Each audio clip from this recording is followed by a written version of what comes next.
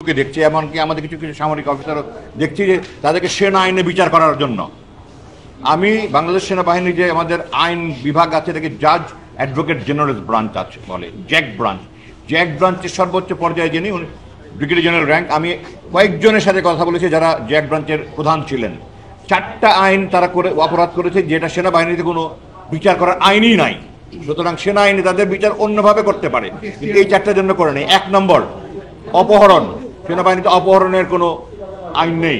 2 নম্বর অবৈধ অন্তরীণ রাখা, unlawful detention, কোনো আইন নেই। 3 নম্বর ক্রাইম এগেনস্ট হিউম্যানিটি, কোনো আইন নাই। 4 নম্বর ডিজিটাল সিকিউরিটি অ্যাক্ট। তো যে সমস্ত আইন সেনাবাহিনীতে নাই, ওগুলোর জন্য সে বাইরের অপরাধের সাথে সংযুক্ত, তাকে বাইরের কোর্টে করতে হবে। সুতরাং এগুলো ব্যাপারে সেনাবাহিনীতে আইন কোনো রকমের কোনো আইন নেই। এটা নিয়ে অনেক টক শোতে দেখি আমি, ওনারা না জেনে কথা বলেন। আমি দুঃখ প্রকাশ করছি যে ওনারা না জানলে ওনাদের কথা না বলা উচিত। মানুষকে ওনারা বিভ্রান্ত করছেন, কিছু কিছু সেনা কর্মকর্তা অবসরপ্রাপ্ত তারাও করছেন।